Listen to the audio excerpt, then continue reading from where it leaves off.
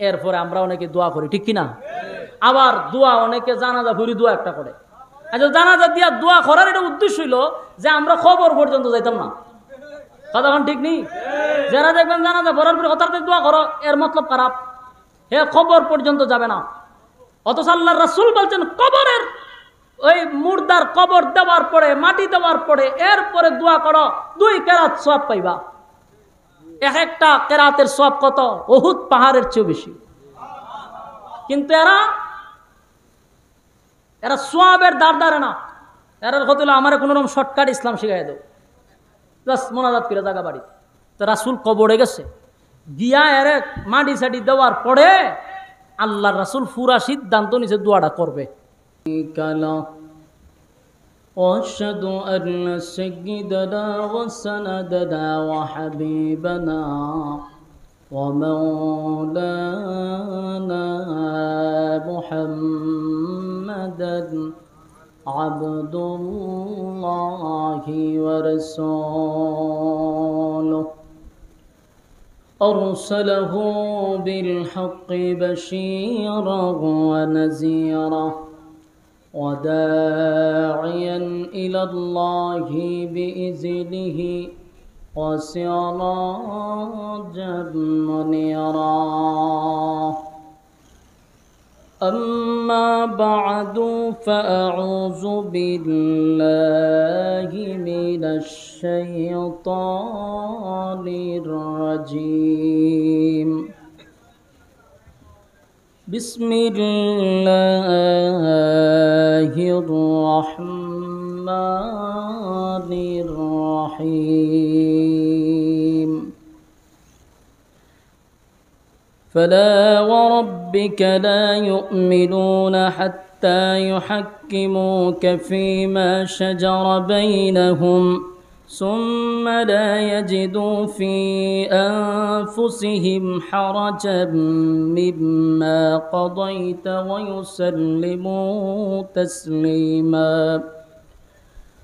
وقال تعالى استغفر لهم أو لا تستغفر لهم إن تستغفر لهم 70 مرة فلن يغفر الله لهم ذلك بأنهم كفروا بالله ورسوله وصدق رسوله النبي الكريم ونحن على ذلك من الشاهدين والشاكرين والحمد لله رب العالمين. দুরূদ শরীফ পড়েন اللهم صل على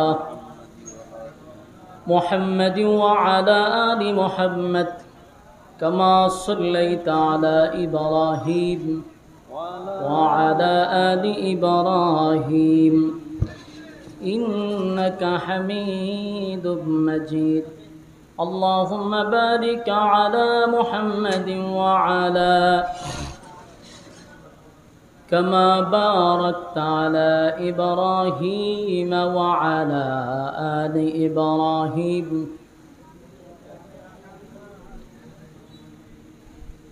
मेरा दिल तलब रहा है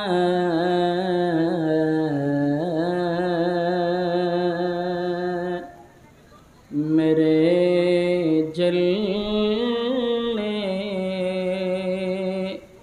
रहा है सीना ए दवा ओही मिलेंगी मुझे ले चलो मदीना बलागल उला बिकमालिही कशफत जा बिजमालिही हसनत जमीअ खिसालिही सल्लु अलैहि. बुख्ती का चमके सितारा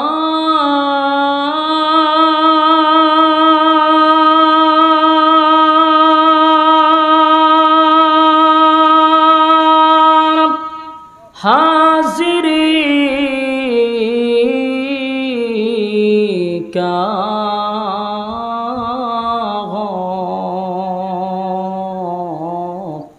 इशारा देख कर रो जाए प्यारा बदाग़ल बिकमालिही कशफ़त तुझा बिजमालिही हसनत जमीअ ख़िसालिही सल्लो ज़िक्र बतिल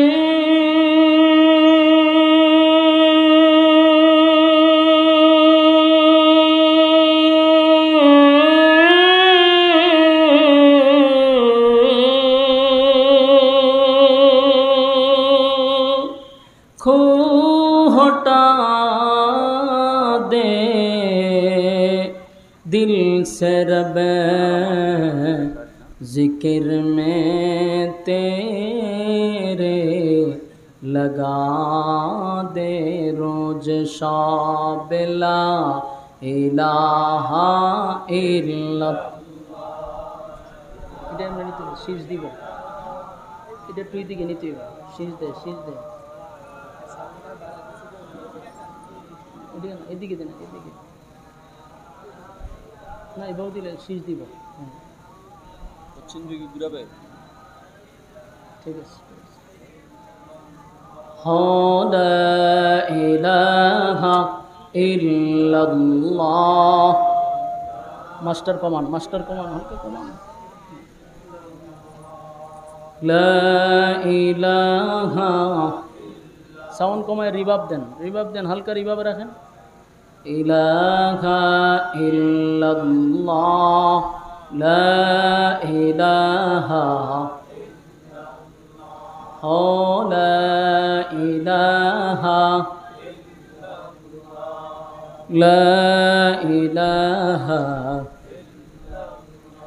লা ইলাহা ইল্লাল্লাহু মুহাম্মাদুর রাসূলুল্লাহ সাল্লাল্লাহু আলাইহি ওয়াসাল্লাম।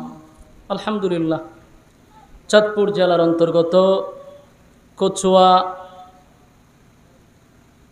নাহারা বাইতুন নূর জামের মসজিদ কমিটির উদ্যোগে আয়োজিত আজকের এই বার্ষিক ওয়াজ ও দোয়ার মাহফিলের সম্মানিত সভাপতি, আজকের সম্মানিত প্রধান মেহমান হজরত মাওলানা আবু হানিফ সাহেব দামাত বরকাতুহুম।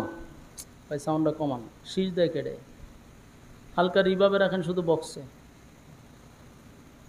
আজকের মাহফিলে আরও আছেন হজরত মাওলানা আনিস মাহমুদ সাহেব দামাত বরকাতুহুম, আরও আছেন হাফিজ মাওলানা ফৈজুল্লাহ চাঁদপুরি সাহেব।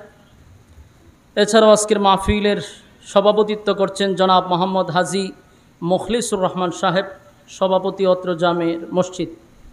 আজকের মাহফিলের প্রধান অতিথি জনাব মোহাম্মদ মাহবুব আলম সাহেব, নবনির্বাচিত চেয়ারম্যান কচুয়া স্মার্ট উপজেলা পরিষদ।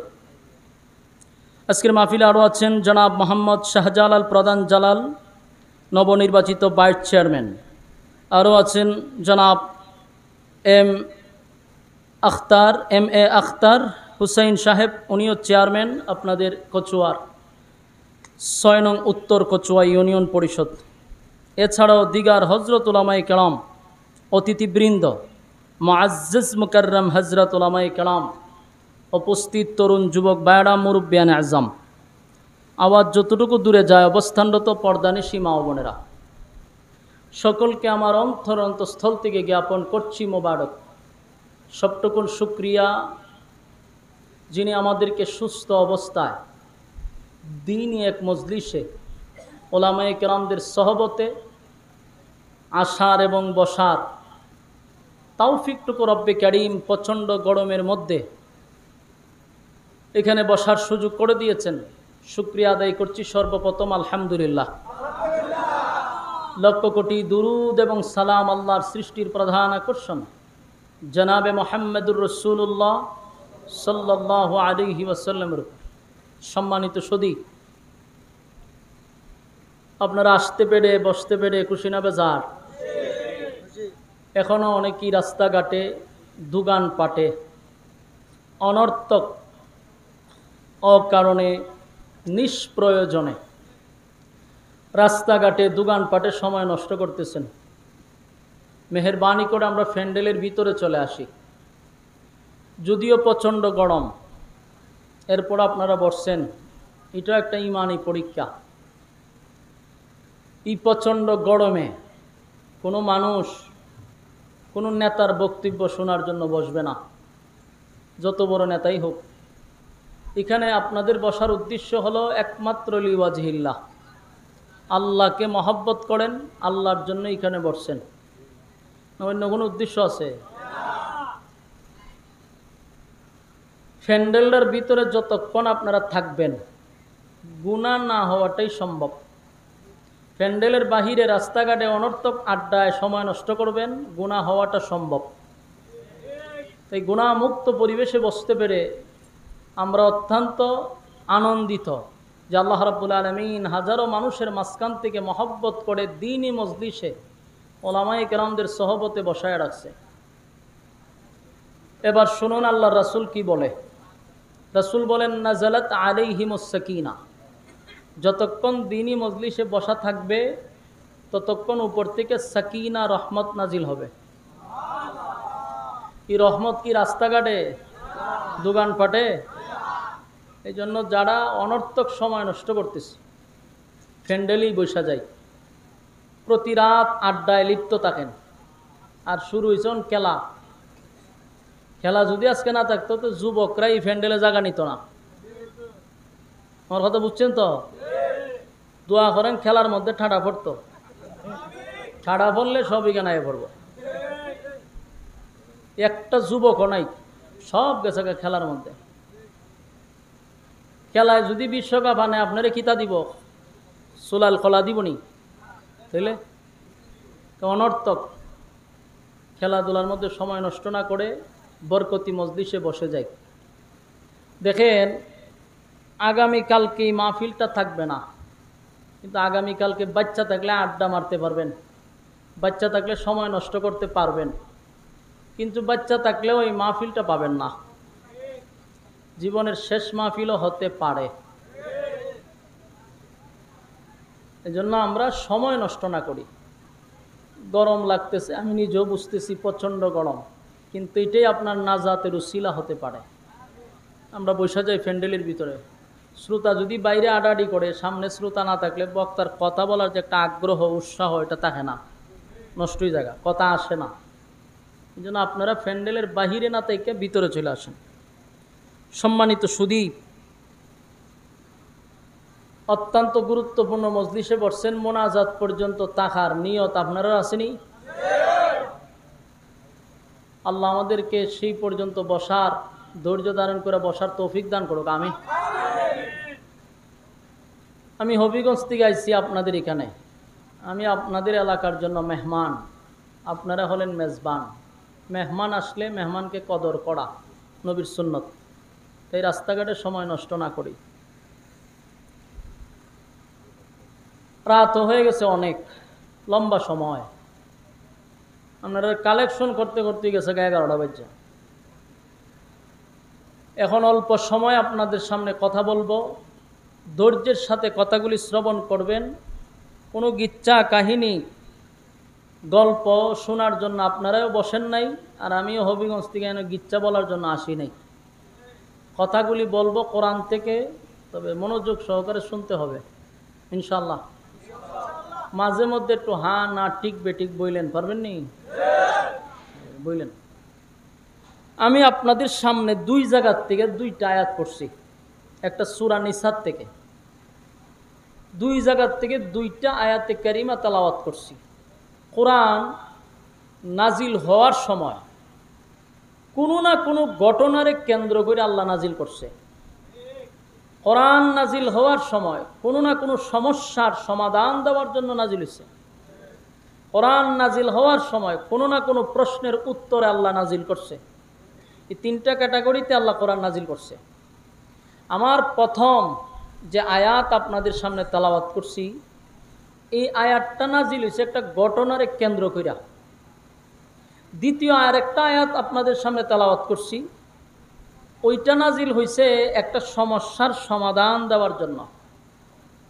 তাহলে আমরা প্রথম আয়াতে পাইলাম ঘটনারে কেন্দ্র কইরা, আর একটা হলো সমস্যার সমাধান দেওয়ার জন্য।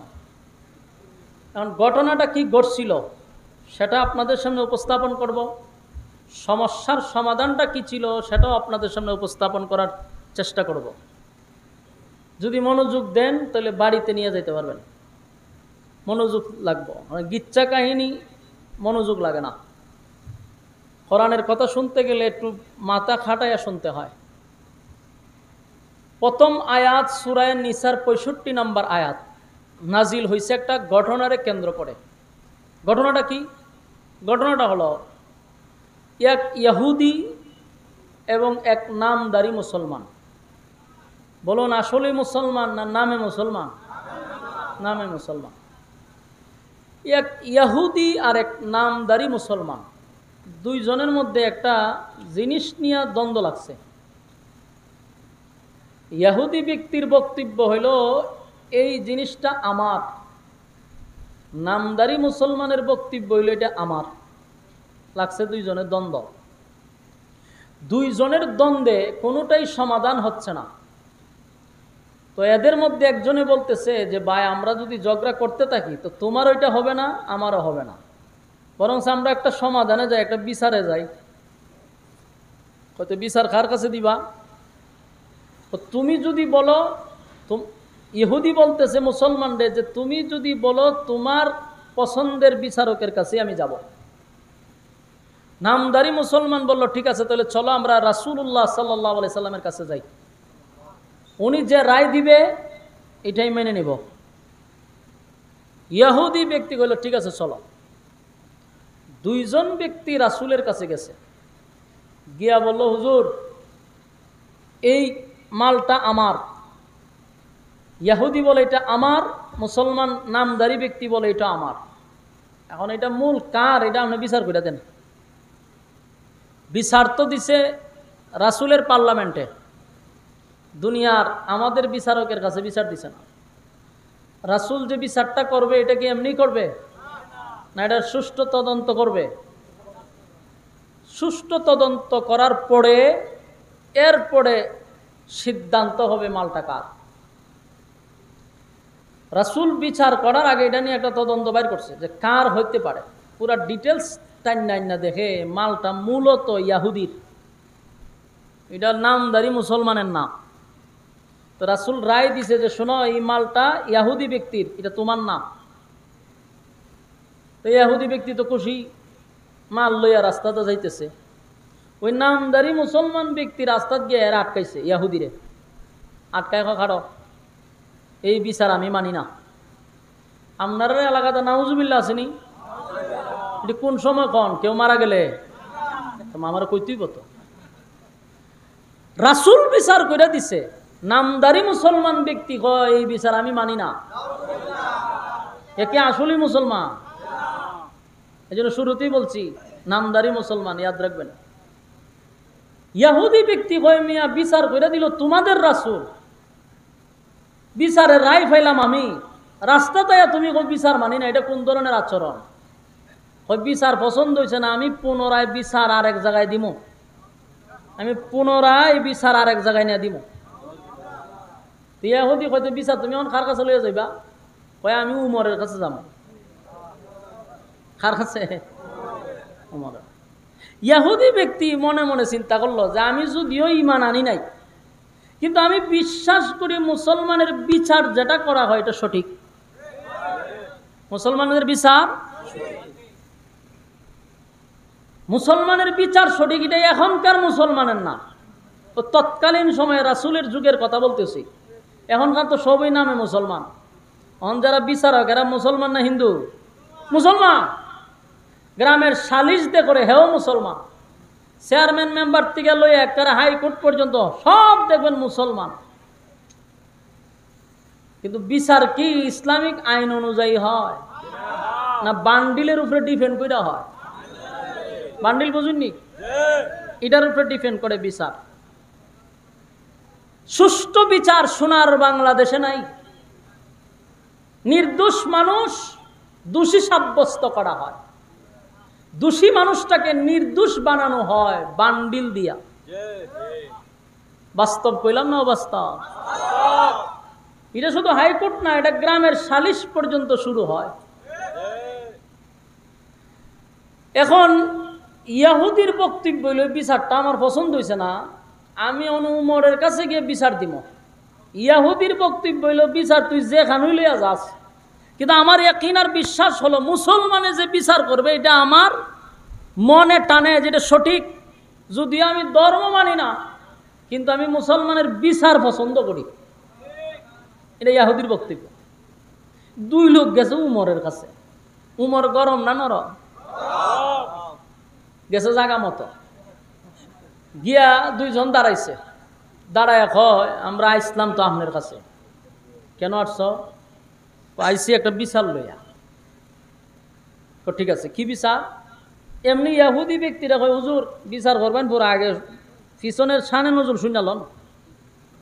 বলে কি? বলে আপনি যে বিচারটা এখন করবেন এই বিচার আপনার নবী আগে কইরা দিছে, আপনার রাসূল বিচার কইরা দিছে, বিচারের রায় আমার উপরে আসছে, মালটা আমার। কিন্তু আপনার মুসলমান ব্যক্তি বলতেছে এই বিচার তার পছন্দ হইছে না, এর লেগে আপনার কাছে আইছে। হযরত উমর রাদিয়াল্লাহু তাআলা আনহু নামদারি মুসলমান ব্যক্তিরে বলল যে ঘটনা কি সত্য? কহ সত্য। তাহলে ঠিক আছে, তোমরা দুইজন এখানে দাঁড়াও, আমি একটু গড়তি গাই। হযরত উমর গড়ে গেছে, গড়ে গিয়ে একটা খোলা তলোয়ার হাতে নিছে। তলোয়ারটা হাতে নিয়া গড়ের বাহিরে আইসা দাঁড়াইছে। দাঁড়ায়া কয় রাসূল সাল্লাল্লাহু আলাইহি সাল্লাম বিচার করার পরে যার বিচার পছন্দ হয় না, আমি উমরের কাছে আসছে পুনরায় বিচার নেওয়ার জন্য। তা আমি উমরের বিচারের সিদ্ধান্ত হলো তার বডির থেকে মাথা আলাদা করতে হবে। কোনো কথা নাই, এক কথাই ডাইরেক্ট এক সেদে বডির থেকে মাথা আলাদা করে দিছে। এটা হলো উমরের বিচার। কথা কি বুঝতেছেন? রাসূলের বিচার পছন্দ হয় না, তুই আমার কাছে আইছ বিচারের লাগে। তা আমি যে বিচার করব, আমার বিচারের রায় হলো তোর বডির মধ্যে মাথা থাকতে পারতো না, মাথা রাখছে না, উড়াই দিছে। ঘটনা থেকে শেষ না, ঘটনা শুরু হয়েছে, খালি ঘটনা হলো শেষ হয়েছে না।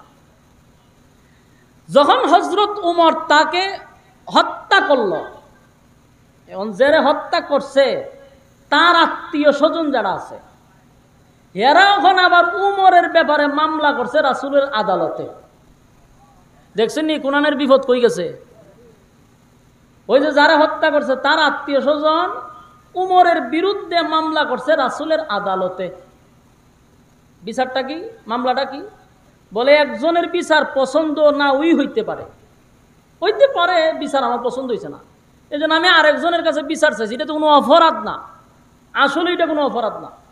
এই জন্য আমাদের মুসলমান ব্যক্তিরে হযরত উমরে হত্যা করলো, মামলা করলাম আপনার দরবারে।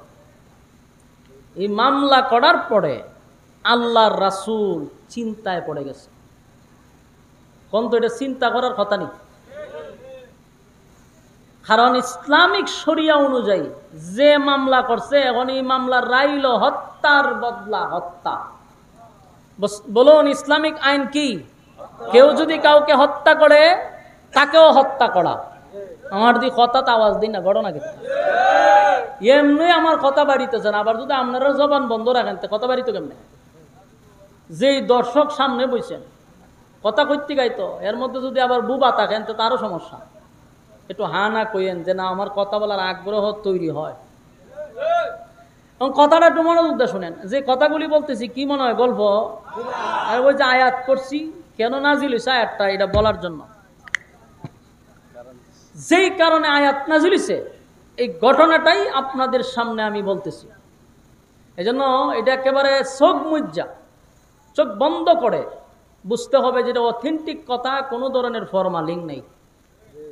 সম্মানিত শুধু এখন মামলা করছে রাসূলের দরবারে, ইসলামিক আইন অনুযায়ী হত্যার বদলা হত্যা।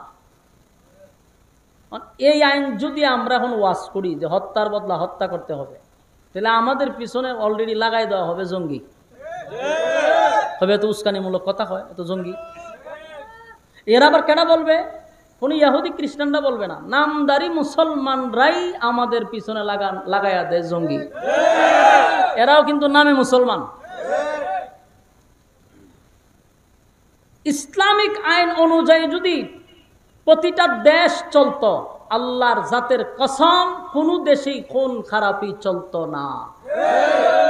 আচ্ছা আপনারা কোন তো বাংলাদেশে যেই পরিমাণ খুন খারাপি হচ্ছে, কয়টা লোকের ফাঁসি হইতেছে? সুষ্ঠু বিচার কোন জায়গাত হইতেছে? কথা হয় না? দিই চুরি হইরা জেল গেছে, জেল থেকে বাইরে এটা ডাকাতিছে। বাস্তব না বাস্তব? কেন? সুষ্ঠু বিচার নাই। জানে যেটার ভিত্তিতে যাবো শ্বশুর বাড়িতে কদিন থেকে আবার আয়া বলুন।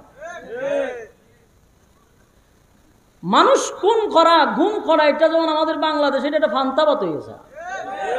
কুত্তার রক্তের দাম আছে কিন্তু মানুষের রক্তের দাম নাই। কেন হচ্ছে? সুষ্ঠু বিচার নাই। জুরা কোন 7 কোন কইরাও হাসি হয় না। তইলে এই দেশ কোন খারাপি বন্ধুইব মনে করেন?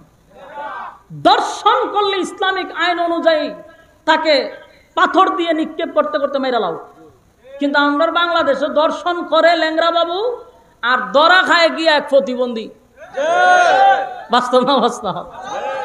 দর্শন যে করছে হেরে যখন বাইর করতে পারে না, তখন রাস্তা দিয়ে এক পাগল যায় প্রতিবন্ধী, হেরে দূরে না হেউই কাম করছে।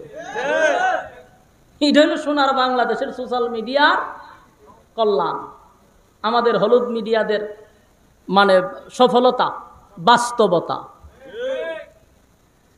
যদি সুষ্ঠু বিচার হতো তাহলে বাংলাদেশের দর্শন হতো না। আরে জাহেলিয়াতের যুগের ইতিহাস তো আমরা পড়ছি, ইতিহাসের কোথাও পাই না যে 4 বছর 6 বছরের বাচ্চারা কেউ দর্শন করছে, 80 বছরের বৃদ্ধারে কেউ দর্শন করছে। জাহেলিয়াতের যুগে আমরা পাই নাই। কিন্তু এই যুগায়া দেখি 6 বছরের শিশুর থেকে নিয়ে 80 বছরের বৃদ্ধাকেও রেহাই দিচ্ছে না। এর মূল কারণ হলো সুষ্ঠু বিচার হচ্ছে না। বিচার বিক্রি হয় গ্রামের সালিশ থেকে। এই প্রথম গরুয়া বিচার থেকে বিচার বিক্রি হওয়া শুরু হয়। আপনারা রাগ করি না, আমি আপনার এলাকার কথা কই না। আমি যদি আমার এলাকার কথা কইতে তো কেউ ফুল্লা খোলা ছোয়ার কথা না, কথা কই না দিই। কেউ যদি সর্দার থাকে, মাতব্বর থাকে, চেয়ারম্যান থাকে, মেম্বার থাকে, বুঝে নিবেন যে না হুজুরে আমরার এলাকার কথা কয় না, আমরার এলাকার মানুষ সব আল্লাহর ওলি, এটা হুজুরে এলাকার কথা কইতেছে, আর তো কোনো সমস্যা নাই। সালিশের বিচার থেকে শুরু হয় দুর্নীতি। একটা নির্দোষ মানুষ, তার কোনো দোষ নাই, কিন্তু লোকটা গরিব, এর দোষী সাব্যস্ত করা হয় টাকার কারণে। বাস্তব না বাস্তব? টাকার কারণে সব জায়গায় টাকা দিয়া সবকিছু বিক্রি করা হয়, কথা হয় না দিন। একটা ফিউন থেকে নিয়ে হাইকোর্ট পর্যন্ত সব সেক্টরে শুধু বান্ডিল, সব জায়গায় টাকা। টাকা আছে বিচার আছে, টাকা নাই তো বিচার নাই। বাস্তব না বাস্তব?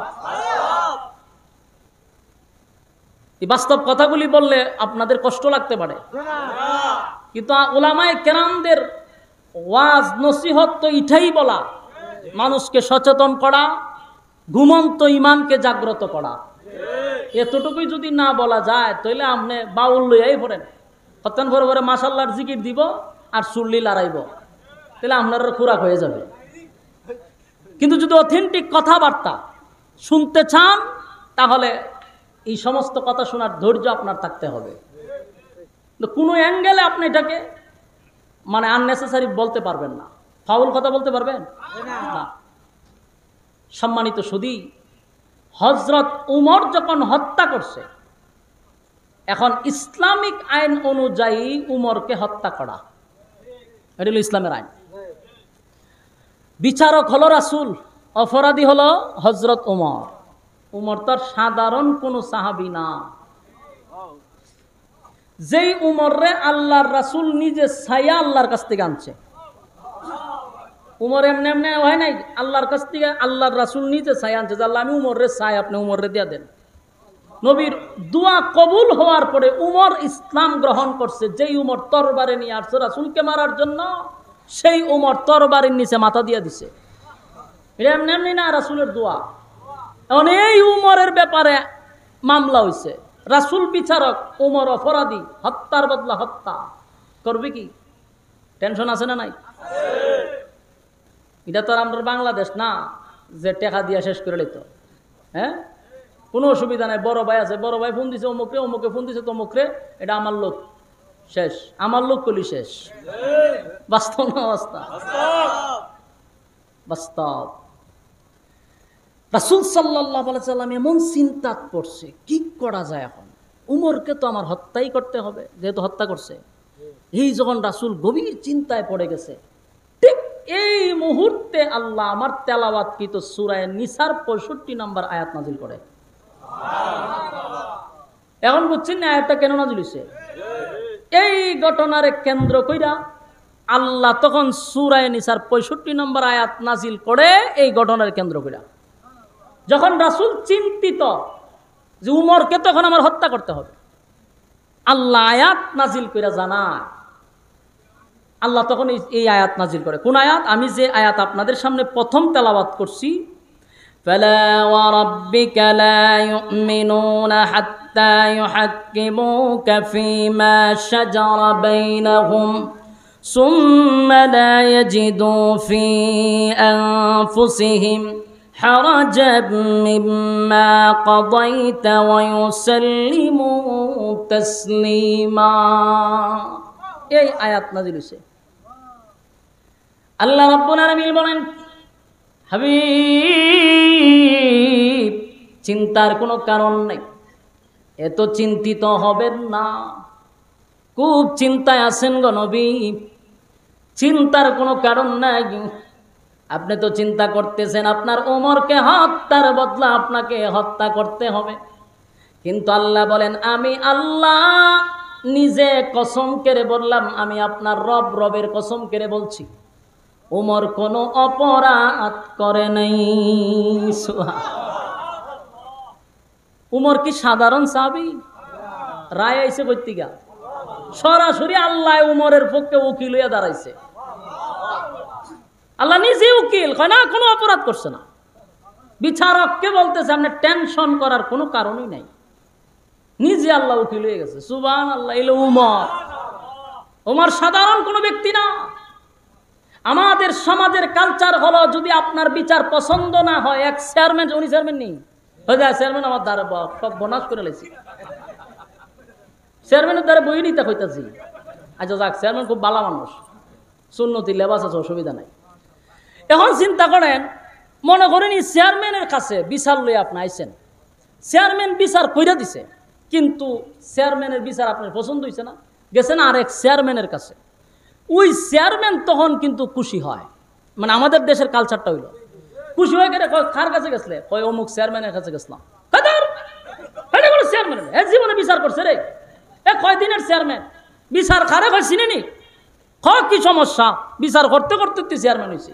তখন এ যে একটা মানে পাট লয়, বুঝায় যে হে ওই বিচারক, খুব খুশি, কারণ হে যে এক চেয়ারম্যান চাইরা আর এক চেয়ারম্যানের দ্বারা গেছে। এগুলো আমাদের সমাজের বাস্তবতা।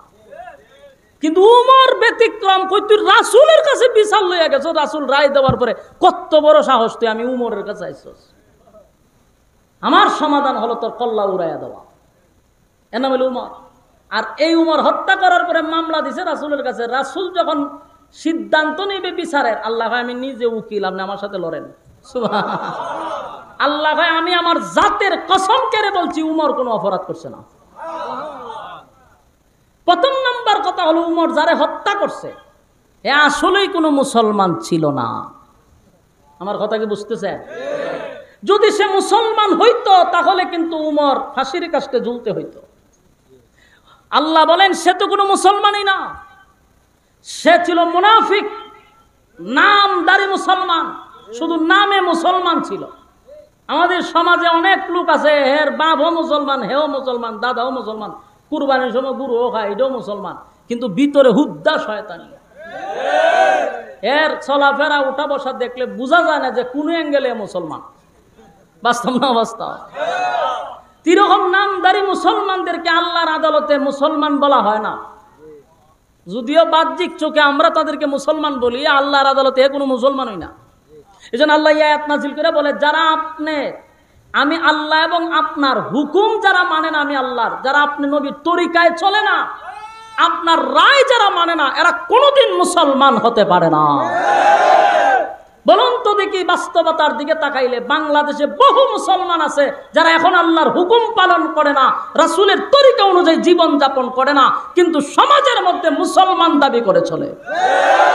বাস্তব না বাস্তব? এরা আল্লাহর আদালতের মুসলমান না নামে মুসলমান? এইরকম নামদারি এক মুসলমানরে উমর হত্যা করছে। আল্লাহ কয় উমর কোন মুসলমান ব্যক্তিকে হত্যা করে নাই, হত্যা করছে একটা মুনাফিককে। এই জন্য উমরের কোনো দোষ নাই। রাসূলের অত বড় পেরাশানিতে রাসূল যেমন দিয়ে সর্বনাশ। যাই হোক, আল্লাহ নিজে উকিল হয়ে গেছে, এখানে তার বিচার করা সম্ভব না। আল্লাহ নিজেই তো রায় দিছে যে উমর কোনো অপরাধ করে নাই। সুবহানাল্লাহ, সুবহানাল্লাহ। এটা ছিল এই আয়াতের ঘটনা, এবং এই ঘটনারে কেন্দ্র করে আল্লাহ আয়াত নাজিল করছে। মূল আয়াতের শানে নজুল হলো এটা। এখন আপনাদের সামনে যে আমি দুইটা আয়াত পড়ছি, এটা হলো প্রথম আয়াতের ঘটনা বললাম, প্রেক্ষাপট আপনাদের সামনে উপস্থাপন করলাম।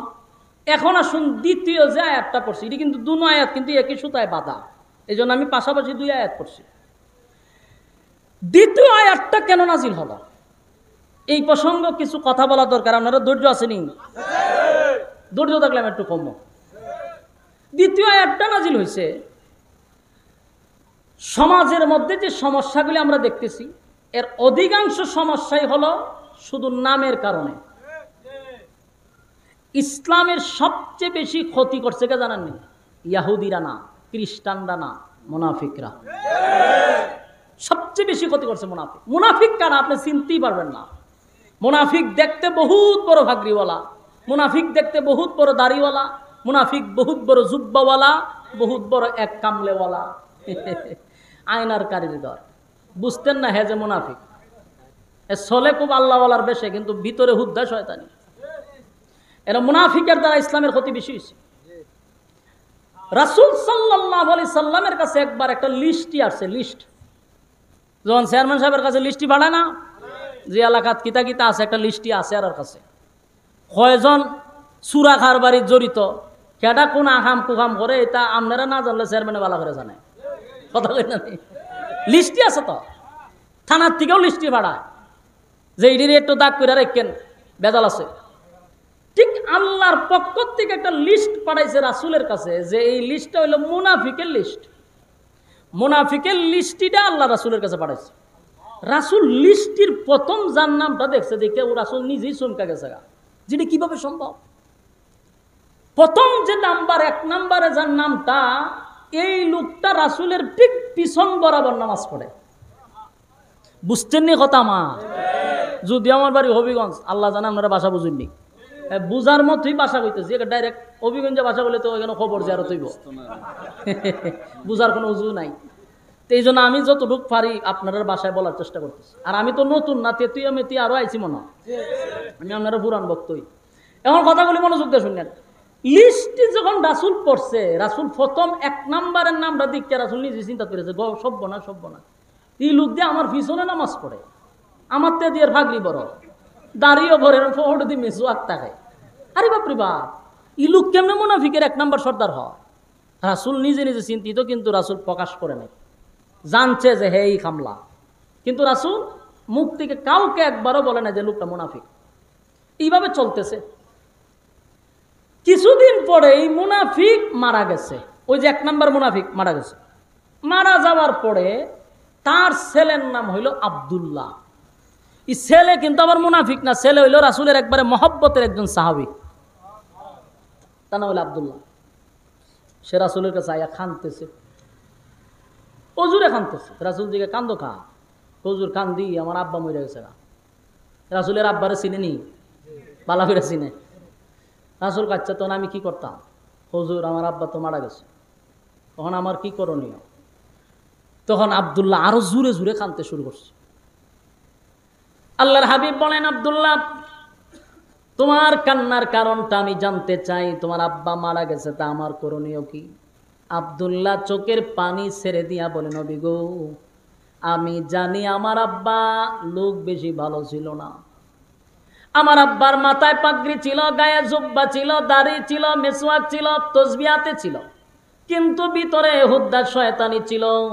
ইসলামের 12টা বাজানোর জন্য, আপনাকে মারার জন্য গভীর ষড়যন্ত্র করত। আমি জানতাম, আপনিও জানেন। এখন আমার তো বাবা, আমার বাপ মরে গেছে, আমার তো কষ্ট লাগে। বাবা হিসেবে তো কষ্ট একটা আছে, কিন্তু বাপ যে শয়তানের খারাজিল কি আছে এটা আমি জানি। এটা বেশি বালা আছেন না, এটা কিন্তু আমি আগের থেকেই জানি। কিন্তু বাপ তো আমার তো কষ্ট লাগে। আল্লাহর নবীর কাছে আব্দুল্লাহ কান্দে। আল্লাহর নবী বলেন, আব্দুল্লাহ বল এখন আমি কি করব? আব্দুল্লাহ বলে, নবী গো, আমার বাবা যা করছে, অপরাধ করছে, আমার বাবার মাফের কোনো সুযোগ নাই। ইসলামের 12টা বাজাইছে, আপনারে মারার জন্য গভীর থেকে গভীর ষড়যন্ত্র আমার বাবা করছে। কিন্তু আমার বাবা হিসাবে আমার কষ্ট লাগে। আমি আপনার কলিজার টুকরা একজন সাহাবী হইয়া আপনার কাছে একটা আবদার হলো, আপনি নবী হইয়া যদি আমার আব্বার জানাজাটা পড়ায়া দেন, আমার দিলটা সাক্ষী দেয়, আপনি নবীর জানাজার বরকতে আমার আব্বারে আমার আল্লাহ মাফ করে দিবে। বলুন, এটা কার বক্তব্য? ছেলের বক্তব্য। আল্লাহর নবীর ভিতরে মায়া আর দয়া কতটুকু চিন্তা করেন। আমাদের দেশের একটা সিস্টেম হইল গীতা, যদি আপনি জানেন যে এটা আপনার শত্রু, সারা জীবন আপনার লাইল খাচ্ছে, আপনার জমি দখল করছে, আপনার দোকান ভাটায় হামলা করছে, এত বড় শত্রু যদি মারা যায়, আমরা গ্রামগঞ্জের মানুষের জানাজা পড়তে যায় না। দূর দূর দূর এর জানাজাই পড়তাম না, হয়েছে খারাপের খারাপ হয়নি। কিন্তু আল্লাহর নবী জানতেন আব্দুল্লাহ ইবনে উবাই ইবনে সুলুল যে মুনাফিকের লিডার ছিল, ইসলামের ক্ষতি করছে, কিন্তু পয়গম্বর জানার পরেও কত মায়া আর মহব্বত। নবী বলে, আমার জানাজা পড়ায়া দিলে যদি একটা মানুষকে আমার আল্লাহ মাফ করে দেয়, সুতরাং আমি তার জানাজা পড়াইব। নবী কয়, আমি জানাজা পড়াইছিল, যদি একটা পাপিষ্ঠরে আল্লাহ মাফ করে দেয়, তা আমি জানাজা পড়াই দিব, অসুবিধা কি? যাও, আমি জানাজা পড়াবো।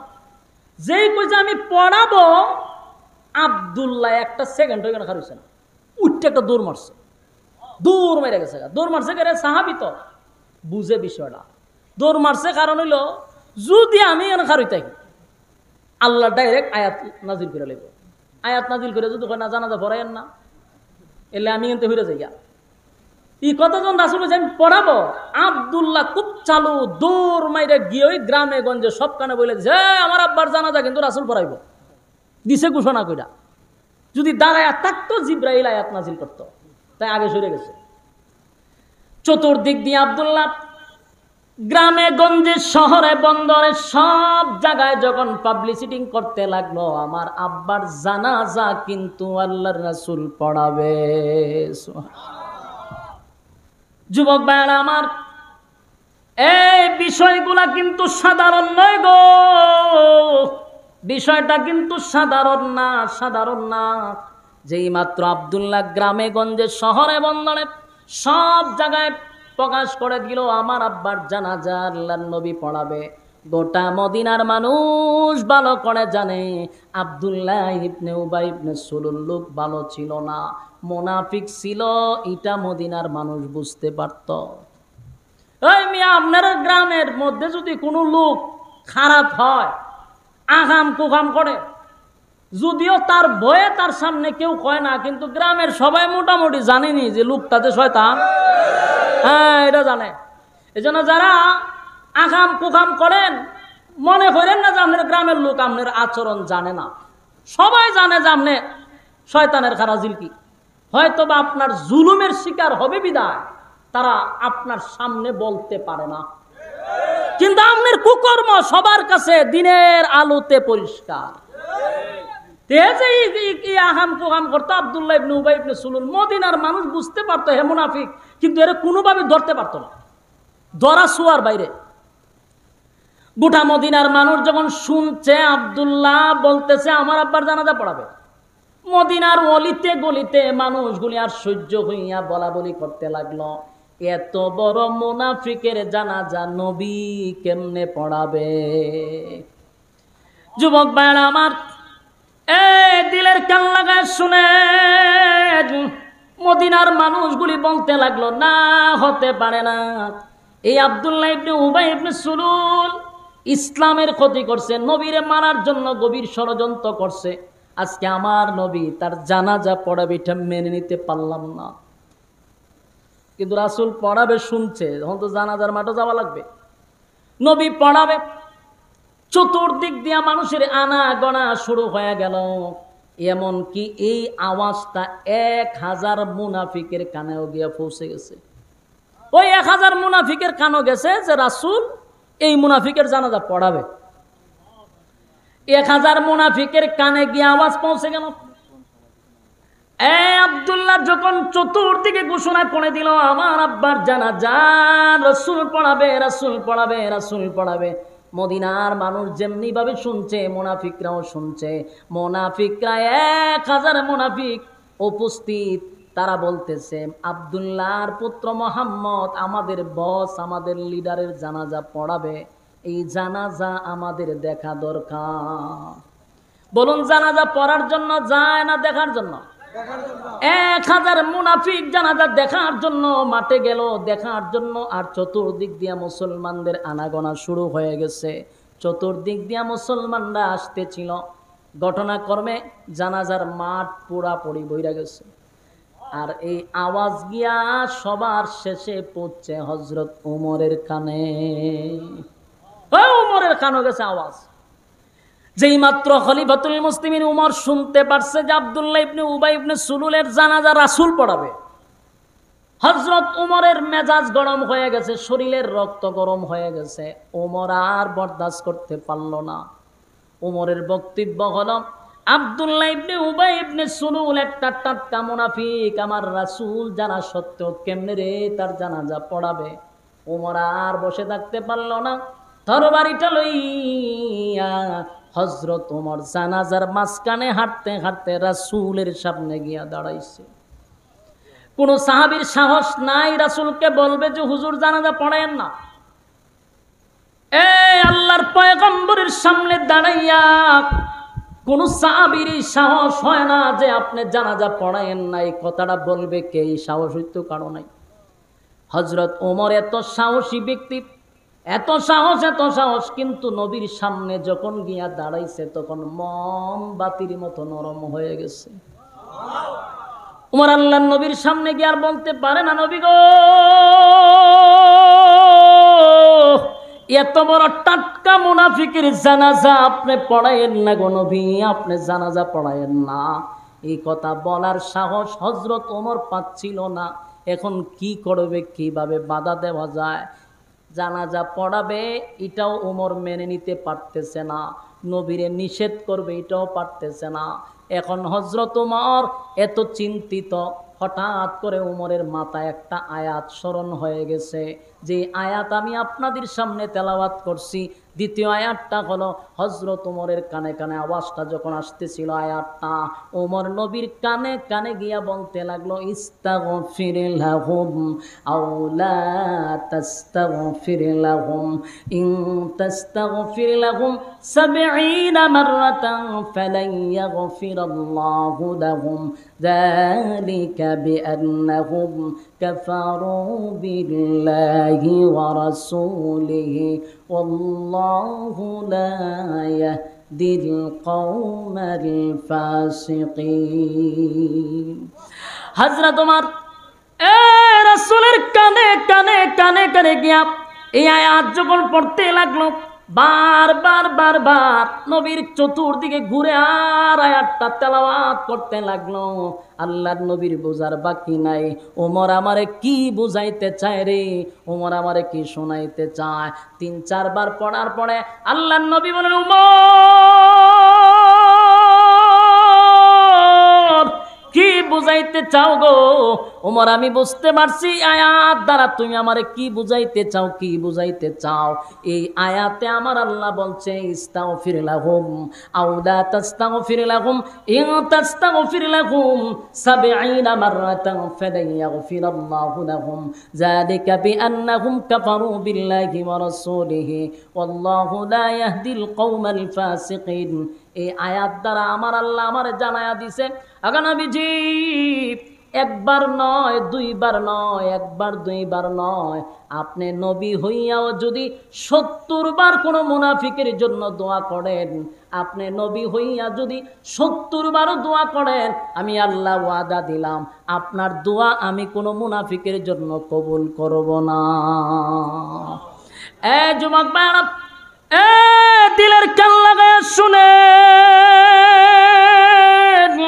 মুনাফিক কত নিকৃষ্ট, কত নিকৃষ্ট, কত নিকৃষ্ট, মুনাফিক কত নিকৃষ্ট। আল্লাহ বলেন আপনি নবী হইয়া যদি একবার নয় 70 বার যদি মুনাফিকের জন্য দোয়া করেন, আমি আল্লাহ ওয়াদা দিলাম আপনি নবীর দোয়া আমি কবুল করব না।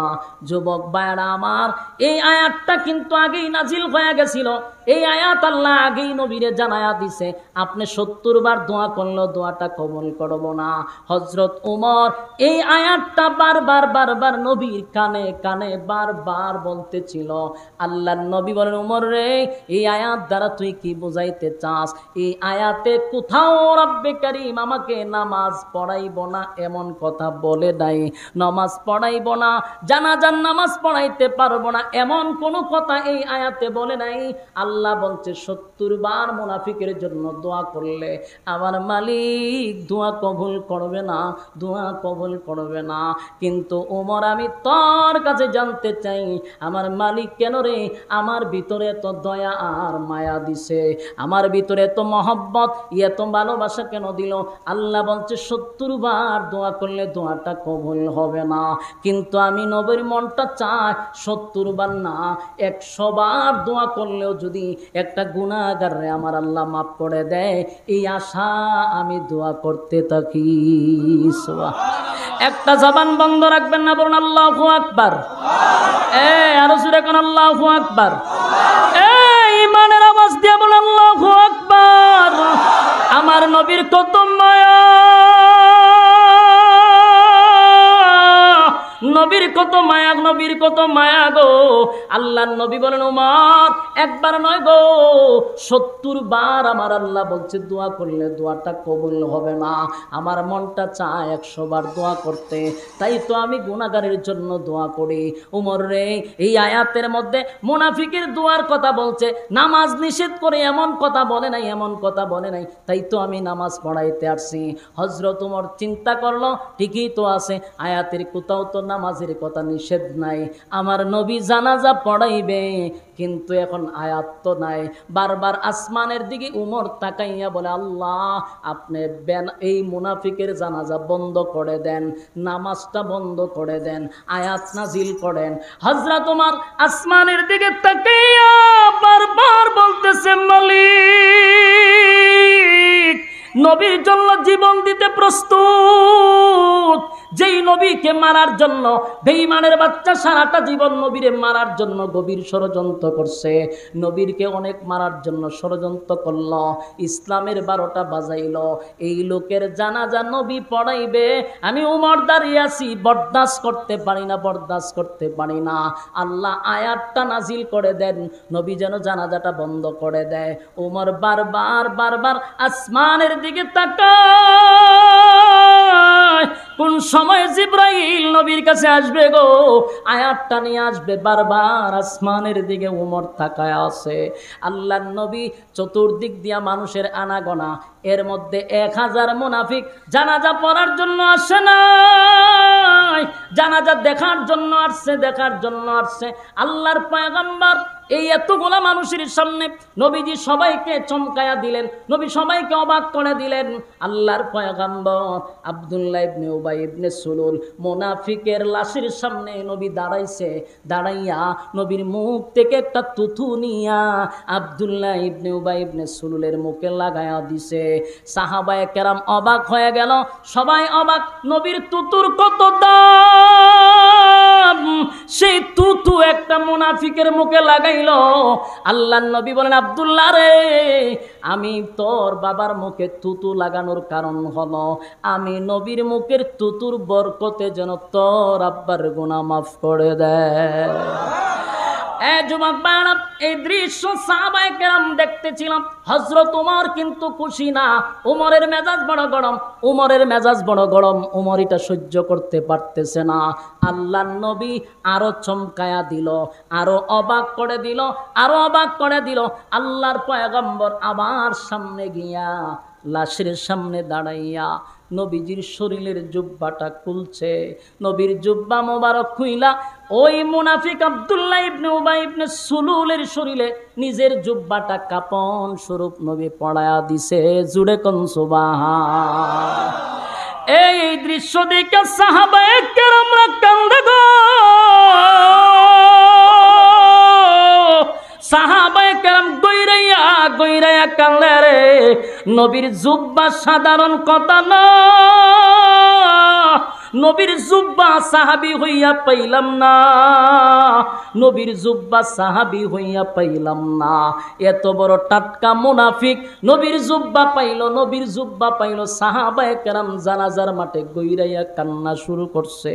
কান্নার রুল পড়ে গেছে, হায় রে এত দামি জুব্বা কেমনে রে মুনাফিকের শরীরে লাইগা গেল। কান্না শুরু করলো। আল্লাহর নবী আবার উপস্থিত জানাজার মাঠে যত লোক আছে সবার সামনে নবী বক্তব্য দিয়া বলে, এই তোমরা মন দিয়া শোনো, আব্দুল্লাহ রে, তোর আব্বারে আমি নবীর জুব্বা কেন দিছি জানোস নি? কেন জুব্বাটা কাপন স্বরূপ পড়ায়া দিলাম জানোস নি? বদরের যুদ্ধে সাহাবায়ে কেরামরা যখন শাহাদাত বরণ করছে, এর মধ্যে আমার চাচাও মারা গেছে। আব্দুল্লাহ শুন, সাহাবীদেরকে কাপন পরাবো, কোনো কাপড় নাই, কোনো কাপড় নাই, কোনো কাপড় নাই। অনেক সাহাবীদের শরীরের জুব্বাগুলি খুলে খুলে সাহাবীদেরকে কাপন স্বরূপ পরায়া দেয়। কিন্তু আমার চাচা ছিল মোটা, আমার চাচা ছিল স্বাস্থ্যবান, যার তার কাপড় তো আমার চাচার শরীরে লাগে না।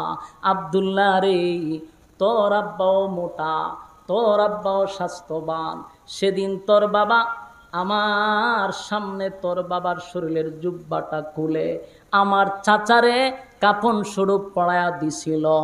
আমি নবী তোর আব্বার কাছে ঋণী ছিলাম। আরো জোরে কোন আল্লাহু আকবার, আরো জোরে কোন আল্লাহু আকবার। ইমানের আওয়াজ দিয়ে বল আল্লাহু আকবার।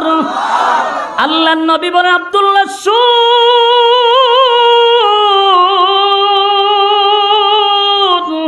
আমি তোর আব্বার কাছে ঋণী ছিলাম।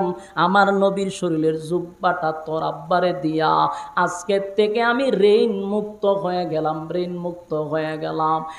যুবক ভাইরা, এই দৃশ্য কিন্তু শুধু মুসলমানরা দেখছে এমনটা নয় গো।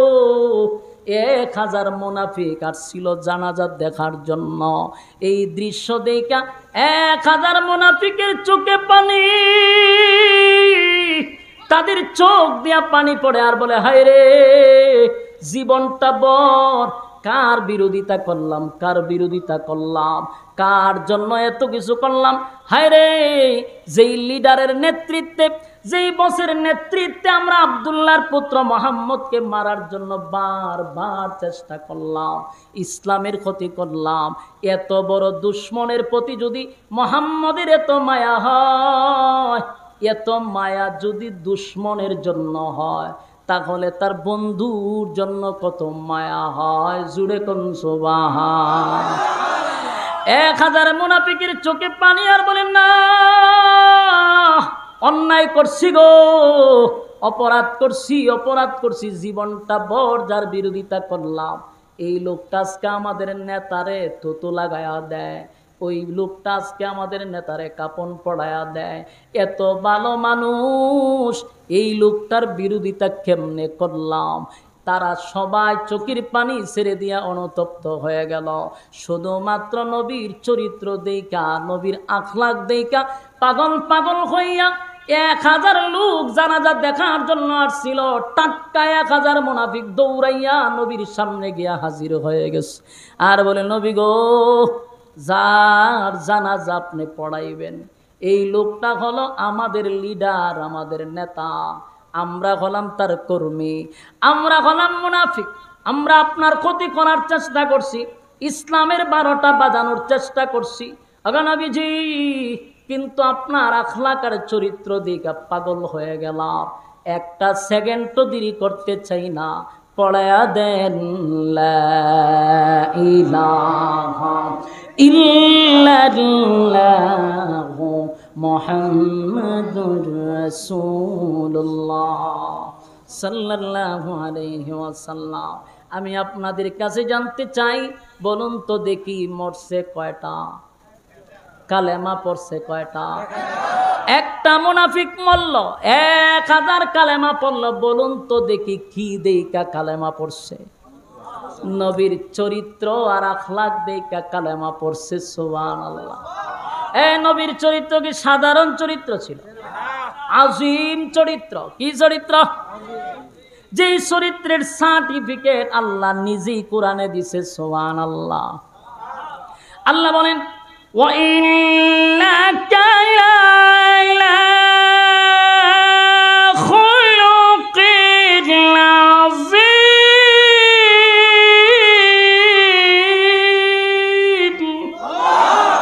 আল্লাহ বলেন, খুলুকে আজিম আমি দান করছি আমার বন্ধুরে, এমন চরিত্র আল্লাহর কাউরে দেয় নাই যার চরিত্রে কোনো স্পট ছিল না, মায়া দয়ার কোনো অভাব ছিল না। মা আরসালনাকা ইল্লা রাহমাতাল লিল আলামিন। আমার নবীর মায়া দয়া ছিল, আমার নবীর চরিত্র ছিল আযীব। একটা মুনাফিক মারা গেল, 1000 মুনাফিক কালেমা পড়া ঈমান আনলো। সুবহানাল্লাহ। সাহাবায়ে কেরামরা আনন্দে লাফাইতে লাগলো। কেন? মরছে তো একটা, কিন্তু কালেমা তো পড়ছে 1000। কথা কই না দি? মরছে কয়টা? কালেমা পড়ছে। সাহাবায়ে কেরাম মোটামুটি একটু আনন্দিত, যে না যাই হোক 1000 তো আইছে, সবার মুখে খুশি। কিন্তু হযরত ওমর কিন্তু খুশি হয় নাই। হযরত ওমর আরো রাগান্বিত, আরো রক্ত গরম।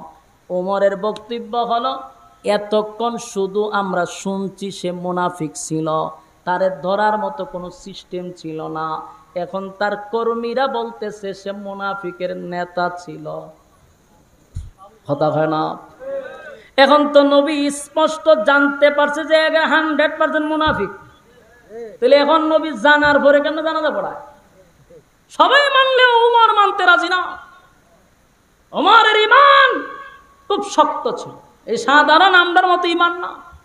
ওমরের বক্তব্য হলে এতক্ষণ জাউইবার হইছে, এখন তো নবী একবার নিজ কানে শুনছে যে সে মুনাফিক ছিল, এখন কিভাবে নবী সিদ্ধান্ত নেয় এমন টাটকা মুনাফিকের জানাজা নবী পড়াবে? এটা আমি ওমর বরদাস্ত করতে পারি না। কিন্তু নবীর উপর দিয়া কথা বলা অসম্ভব না। কথা হয় না? এটা মনে মনে কইতাছে, মুখ দিয়া না। উমর মনে মনে নিজে চিন্তা করতেছে, নবী শুনলো হন কেমনে পড়াইব। উমর কিন্তু তেমনটা খুশি না, মনে অনেক কষ্ট। কষ্টটা নবীর জন্যই, নবীর মায়াই কষ্ট। উমরের কষ্ট হইলে আপনার এত ক্ষতি করলো, আপনার জানাজাটা কেমনে পড়াইবে? কিন্তু এত কিছু হওয়ার পর আল্লাহর রাসূল থামে নাই।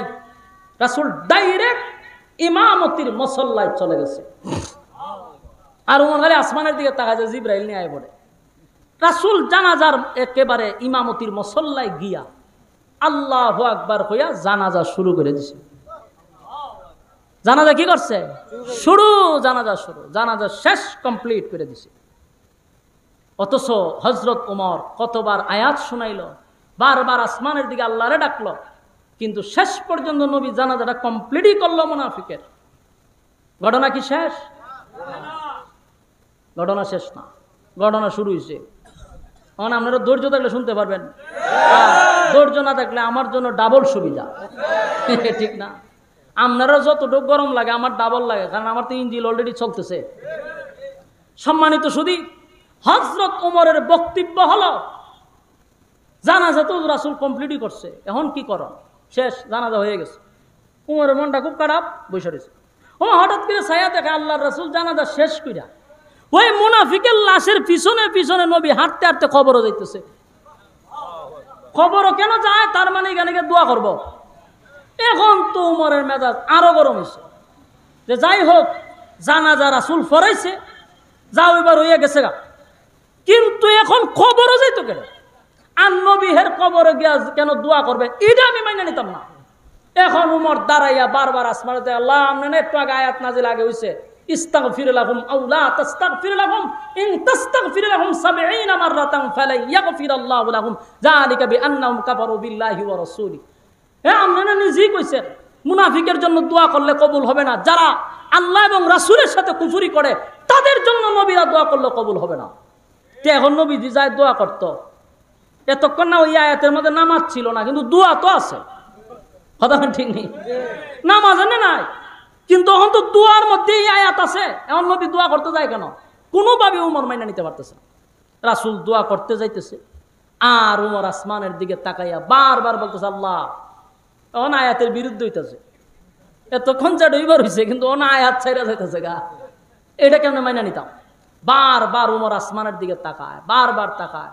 রাসূল যখন মুনাফিকের দাফন কাফন হয়েছে, খবর টবর দিয়া উপরে মাটি টাটি দিয়া, এরপরে আমরা অনেকে দোয়া করি, ঠিক কিনা? আবার দোয়া অনেকে জানাজা ভুরি দোয়া একটা করে। আচ্ছা, জানাজা দিয়া দোয়া করার এটা উদ্দেশ্য হইল যে আমরা খবর পর্যন্ত যাইতাম না, কতক্ষণ ঠিক নেই। যারা দেখবেন জানাজা পড়ার পরে হঠাৎ দোয়া করো, এর মতলব খারাপ, হে খবর পর্যন্ত যাবে না। অথচ আল্লাহর রাসূল বলছেন কবরের ওই মুর্দার কবর দেওয়ার পরে, মাটি দেওয়ার পরে এরপরে দোয়া করো, 2 কেরাত সওয়াব পাইবা। এক একটা কেরাতের সওয়াব কত? উহুদ পাহাড়ের চেয়ে বেশি। কিন্তু এরা সওয়াবের দাঁড় না, এরা কত হলো আমার কোনো রকম শর্টকাট ইসলাম শিখাই দাও, জাস্ট মোনাজাত করে জায়গা বাড়ি। তো রাসূল কবরে গেছে, গিয়া এর মাটি সাটি দেওয়ার পরে আল্লাহর রাসূল পুরা সিদ্ধান্ত নিছে দোয়াটা করবে। কিন্তু আয়াত না আরো আগেই নাজিল হয়ে পড়েছে যে মুনাফিকের জন্য দোয়া কবুল হইতো না, কিন্তু এখন তো রাসূল এই দোয়া করবে। আর উমরের বক্তব্য হইলে সেটা জানাজার লেখা নাই, নামাজের কথা নিষেধ ছিল না, কিন্তু দোয়া যেহেতু নিষেধ আছে রাসূল কেন দোয়া করতো। এখন উমর বারবার আসমানের দিকে তাকায় আর জোরে জোরে চিল্লাইতেছে আল্লাহ। এখন তো আয়াতের উল্টা যাইতেছে, যেই মাত্র রাসূল 2 হাত উত্তোলন করবে, ঠিক এই মুহূর্তে জিবরাইল নবীর সামনে হাজির। জিবরাইল আয়া পড়ছে, আয়া হুজুর, আর দোয়া পরে, দোয়া আগে না, দোয়া পরে আগে আমার কথা হই না লন। আপনার উমরের সিদ্ধান্তটা আল্লাহর কাছে পছন্দ হয়েছে, একটা জবান বন্ধ রাখবে না, বলো আল্লাহু আকবার। ওই যে উমর আসমানের দিকে তাকাইতেছিল, এটা আল্লাহর কাছে পছন্দ হয়ে গেছে। এই জন্য উমরকে বলা হয় মেজাজে ওহী। জোরে কোন মেজাজে, মানে উমর যেটা চাইতো আল্লাহ এরকম আয়াত নাজিল করত। আল্লাহ রাসূল বলেছে আমার পরে যদি কেউ নবী হইতো, উমরে আল্লাহ নবী বানাই দিত, সাধারণ কোনো ছিল না। হযরত উমর চাইছিল, আল্লাহ এই আয়াত নাজিল করছে। জিবরাইল কাকার দোয়া করবেন পরে, আগে শুনেন আল্লাহ কি কয়। নবী আর দোয়া করতেছে, হাত তুলবার আগে কাকার দাঁড়ান, আয়াত কি নাজিল হয়েছে আগে শুনেন। উমরের সিদ্ধান্ত চূড়ান্ত আল্লাহর কাছে, সুবহানাল্লাহ। এখন আর একটা আয়াত নাজিল হয়েছে, এটা হলো 3 নাম্বার। এখন যেটা পড়বো আয়াত নাজিল হয়েছে আরেকটা। এই আয়াতের মধ্যে আল্লাহ বলেন ওয়ালা তুসাল্লি আলা আহাদিম মিনহুম মাতা আবাদা ওয়ালা তাকুম আলা কবরি। এই আয়াত নাজিল হয়েছে। এখন আয়াত নাজিলে আল্লাহ কি কইছে শুনেন। আল্লাহ কয় ওয়ালা তুসাল্লি আলা আহাদিম মিনহুম মাতা আবাদা ওয়ালা তাকুম আলা কবরি। আল্লাহ কয় ওয়ালা তুসাল্লি, নেক্সট টাইম, পরবর্তীতে, ভবিষ্যতে আপনি কোন সময় কোন মুনাফিকের জানাজা পড়বেন না। হ্যাঁ, আমার কথা বুঝুন না আপনারা। আয়াতে কি কইছে? ভবিষ্যতে আপনি, ভবিষ্যৎ কেন কইল? অতীতে যেটা হয়ে গেছে এটা তো শেষ হই, একটু আগে তো জানাজা পড়ছে, এটা অতীত, যা হইবার হয়ে গেছে। কিন্তু ভবিষ্যতে আপনি আর কোন মুনাফিকের জানাজা পড়বেন না। এগুলো আয়াতের প্রথম অংশ। এরপর আল্লাহ কি কয়, বলে তুসাল্লি আলা আহাদিম মিনহুম মাতা আবাদান ওয়ালা তাকুম আলা কবরি। আল্লাহ কয় এরপরে কবরের সামনে গিয়া কোনদিন মুনাফিকের জন্য দোয়াটাও করবেন না। কথা কি বুঝতেছে? উমর কি চাইছিল? আল্লাহ যেন জানাজা আটকায়া দেয়। উমরের ভিতরে জ্বালা ছিল মুনাফিকের জানাজা রাসূল কেন পড়াবে। আল্লাহ কয় তোমার সিদ্ধান্তটা পছন্দ হয়েছে, কারণ আয়াত নাজিল করতেছি। আল্লাহ আয়াত নাজিল করে হয় ভবিষ্যতে আর জানাজা পড়াইবেন না, কবরের সামনে মুনাফিকের কবরের সামনে দোয়াও করবেন না। তো উমর যা চাইছিল আল্লাহ তা পাঠাইছে তো। এই জন্য উমরের মেজাজ মতো আল্লাহ আয়াত নাজিল করছে। এখন শুনেন ঘটনা, আয়াতটা নাজিল হয়েছে, তার মানে আর কোনোদিন মুনাফিকের জানাজা রাসূল পড়াইতে পারবে না। কথা ঠিক? এখন আসেন, এতটুকু পর্যন্ত আলোচনা শুনছেন, প্রায় আলোচনা শেষ হই, কারণ দেরি করে আপনারা তুলছেন, মারাত্মক দেরি করে নিয়েছেন। আচ্ছা যাক, 12টার পরে শেষ, 12টার পরে ওয়াজ করণ যান, কারণ আপনারা ডেটটা নিয়েছেন আমার থেকে আজকের এই তারিখের জন্য। কয় তারিখ আছে? 22 তারিখ। তা আমি 23 তারিখ পর্যন্ত ওয়াজ করতাম যে। কতক্ষণ ঠিক নেই আমার আনছেন 22 তারিখ 12টা পর্যন্ত যৎকান ধরেন, হুতায় রাখেন, বয়ে রাখেন, খারাপ করে রাখেন, এটা আপনার ইচ্ছা। কিন্তু 12টা বাজলে এখন মন চাইলে করুক, আর নাইলে করতাম না। এটা আমার ব্যক্তিগত। এই 23 তারিখের লেগে আপনার এখানে আমার বুকিং না। বাস্তব কিছু না, বাস্তব। এখন যা দিব ফ্রি সার্ভিস। এখন আসেন, মূল গঠন হইল, দেখেন তো আপনারা এতক্ষণ ওয়াজ শোনার পরে, এই জায়গাটা শোনার পরে কোনো প্রশ্ন মাথায় ঢুকছেনি? আইনি প্রশ্ন। এই যে প্রশ্নটা আমি শিখাই দিই। রাসূল সাল্লাল্লাহু আলাইহি সাল্লাম যখন হাত তুললো তখন আয়াত নাজিল হলো। কি হয়েছে? যে জানাজার পড়াইবেন না, ভবিষ্যতে দোয়া করবেন না। প্রশ্নটা হইল, এই আয়াতটা যে নাজিল হইলো এটা জানাজার আগে নাজিল হইল না কেন? কথা বুঝছেন না মনে হয়? এটা তো প্রশ্ন আপনার মাথার ঢুকবার কথা, আমার ঢুকার আগে। মনে মনে আপনার প্রশ্ন করার দরকার ছিল আমার, যে হুজুর এই আয়াতটা তো পড়ে না, ওই আগে হইলতি হয়। এই আয়াতটা যদি জানাজার আগে নাজিল হতো তাহলে তো মুনাফিকের জানাজা বন্ধ হয়। এক কামে দুই কাম হয় না? যে উমর এত কান্নাকাটি করলো, এর জানাজা বন্ধ হইবার লাগে। ওই সময় আয়াত নাজিল হইল না, আয়াতটা নাজিল হইল হয়তো মারা যাওয়ার পরে, কবর মাটি দেওয়ার পরে। বাস্তব না বাস্তব? এখানে একটা প্রশ্ন, প্রশ্নের উত্তরটা দিই, বয়ান শেষ, মনোযোগ দিয়ে শুনেন। এই আয়াতটা যদি আগে নাজিল হইতো মুনাফিকের জানাজা বন্ধ হইতো, কিন্তু আয়াতটা পরে নাজিল হই আল্লাহ হয় আর পড়ায়েন না, ভবিষ্যতে পড়াবেন না। তুই কথাটা আগে হইলি তুই তো কতক্ষণ ঠিক নেই? আগে হইল না কেন? এই আগে হইল না কেন মুফাসসিরিনে কেরামরা বক্তব্য দিচ্ছেন যে আগে এই কারণে নাজিল হয়েছে না। এর কারণ হলো, দেখেন তো ইয়াদ আসেনি, আব্দুল্লাহর যখন এই মুনাফিক যখন মারা গেছে, মুনাফিকের ছেলে গেছে রাসূলের কাছে গিয়া কি বলছিল? আমার আব্বা মারা গেছে, জানাজা আপনি পড়াবেন। রাসূল কি বলছে? জানাজা আমি পড়াবো, জানাজা আমি পড়াবো। আর আব্দুল্লাহ কি করছে? পুরা এলাকা দিছে বাষ্ট করে যে নবী জানাজা পড়াবে। রাসূল বলছে পড়াবো, আর সে প্রচার করছে রাসূল পড়াবে।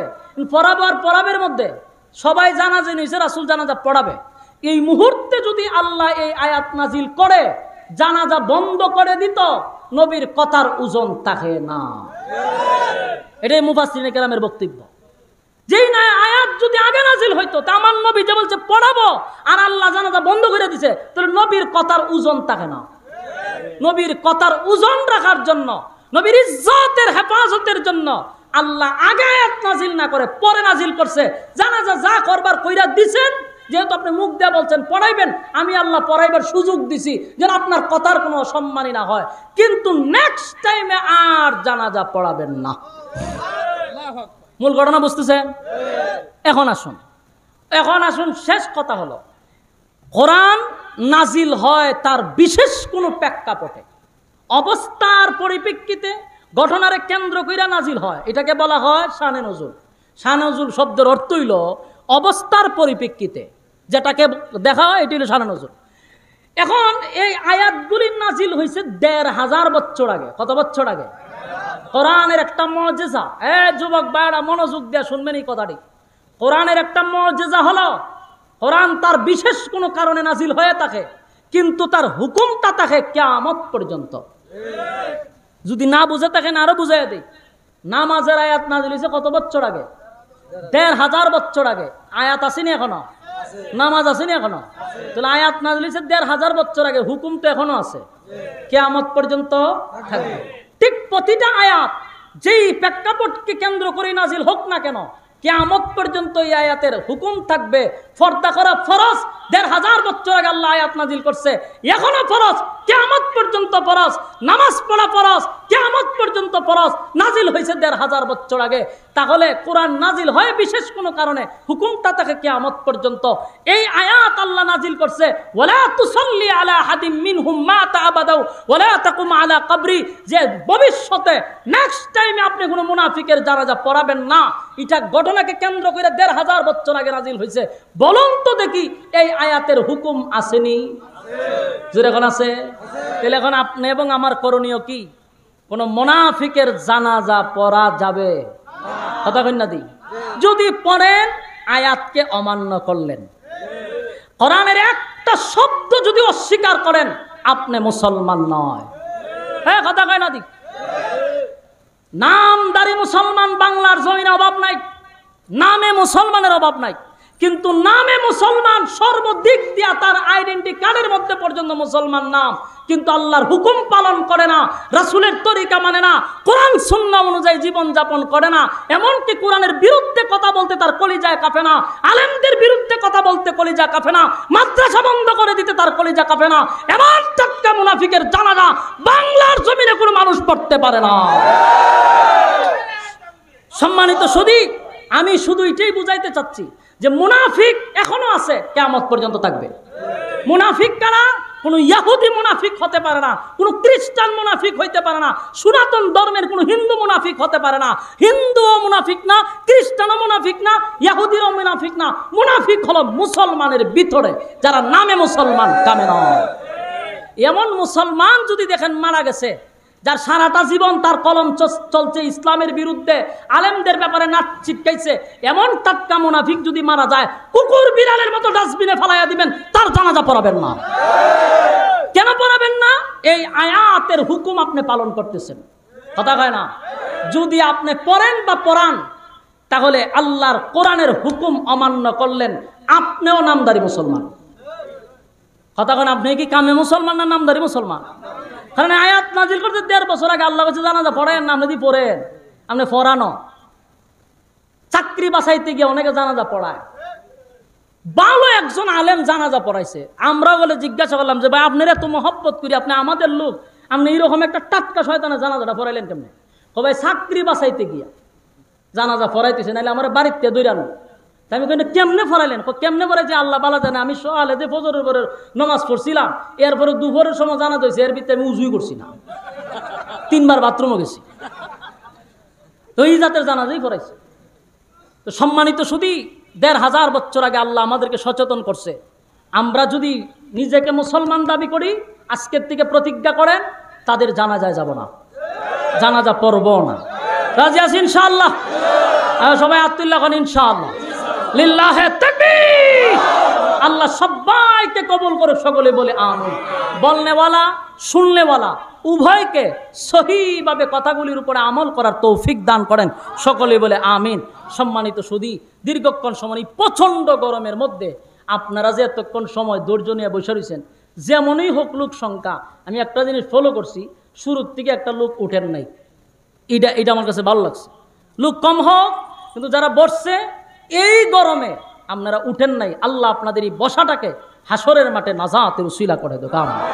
আল্লাহ আমাদের সবাইকে বোঝার তৌফিক দান করুক। দুরূদ শরীফ করে আল্লাহুম্মা সাল্লি আলা মুহাম্মাদিন ওয়া আলা আলি মুহাম্মাদ কামা সাল্লাইতা আলা ইব্রাহিম ওয়া আলা আলি ইব্রাহিম ইন্নাকা হামিদুম মাজিদ। আমরা সবার জন্য দোয়া করি, বিশেষ করে এই বাইতুন নূর জামের মসজিদের যত জরুরত আছে আল্লাহ রাব্বুল আলামিন গায়বী খাজানাত থেকে পুরা করে দেব। আমিন, আল্লাহুম্মা আমিন। ربنا ظلمنا أنفسنا وإن لم تغفر لنا وترحمنا لنكونن من الخاسرين। رب العالمين, আপনার কুদরতি নজর দিয়া একটু তাকায়া দেখেন, আপনার কত মহব্বতের বান্দারা আরামের ঘুম হারাম করে, নরমাল বিছানার মধ্যে ঘন্টার পর ঘন্টা তারা বসা। আল্লাহ, দুনিয়ার কোনো লোভ লালসা এখানে বসে নাই। আল্লাহ দুনিয়ার কোনো কিছু পাওয়ার উদ্দেশ্যে এখানে বসে নাই। রব্বুল আলামিন, আমরা এতক্ষণ যা বললাম আর যা শুনলাম, ভুল ত্রুটিগুলি আপনি মাফ করে দেন। সওয়াবের হাদিয়া কোটি কোটি কোটি গুণ বাড়াইয়া আল্লাহ আমাদের সকলের কলিজার টুকরা প্রিয় নবী মুহাম্মদুর রাসূলুল্লাহ সাল্লাল্লাহু আলাইহি ওয়াসাল্লামের রুহে মদিনাতুল মুনাওয়ারা পৌঁছায়া দেন। বাবা আদম থেকে নিয়ে আজকে পর্যন্ত যত মুমিন মুমিনাত কবরে শায়িত, প্রত্যেকের রুহে সব পৌঁছায়া দেন। আয় আল্লাহ তাআলা, বিশেষ করে এখানে আমরা যারা উপস্থিত, অনেকের মা নাই, বাবা নাই, দাদা নাই, দাদি নাই, নানা নাই, নানি নাই, শ্বশুর নাই, শাশুড়ি নাই, মহা